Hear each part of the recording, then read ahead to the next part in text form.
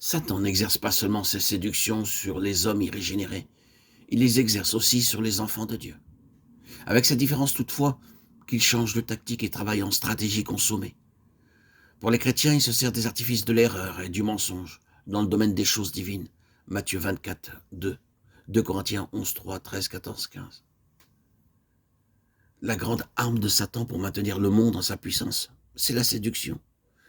Séduction savamment préparée et dosée pour induire les hommes dans l'erreur à toutes les périodes de leur vie.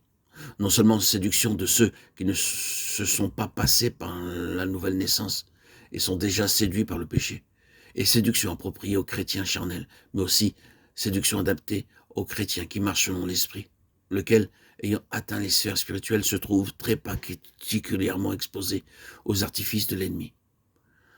Lorsque les séductions qui retenaient l'homme captif dans sa première condition et celles qui l'assaillent lorsque devenu chrétien, il est encore charnel, sont brisées, supprimées, lorsque l'homme a atteint les lieux célestes décrits par saint Paul dans l'épître aux Éphésiens. Il se trouve alors au centre même de l'activité intense, rusée, subtile et infernale du malin et des esprits séducteurs. Et ceci l'attaque alors avec une persévérance inlassable, parce qu'il est uni au Sauveur, ressuscité et glorifié. L'Apocalypse nous révèle l'ensemble de la confédération satanique qui contrôle le monde entier et nous dévoile la guerre que Satan et ses légions poursuivent à travers les siècles contre les enfants de Dieu. Mais c'est dans Éphésiens 6, 10, 18 qui est très particulièrement exposée l'activité du séducteur et des puissances infernales. Et c'est là aussi que nous est indiquée l'armure indispensable aux chrétiens pour triompher de l'adversaire. Ce passage nous enseigne que c'est lorsque le croyant a atteint l'expression la plus élevée de son union avec le Seigneur, lorsque l'Église a atteint sa parfaite croissance, que se livre dans les lieux célestes le combat le plus serré, le plus terrible qui se soit jamais livré. À mesure que l'Église de Christ approche du temps de la fin et que la puissance de Saint-Esprit agit en elle pour l'amener à la perfection et la préparer en vue de l'enlèvement, toutes les forces du séducteur et de ses légions d'esprits menteurs sont mobilisées contre les membres vivants du corps de Christ.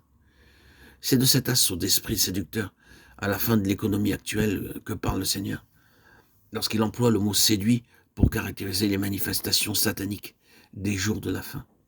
Prenez garde qu'aucun homme ne vous séduise, dit-il, car plusieurs viendront en mon nom disant je suis le Christ, et ils séduiront bien des hommes. Matthieu 24, 4, 5. Et plusieurs faux prophètes surgiront qui séduiront un grand nombre de gens.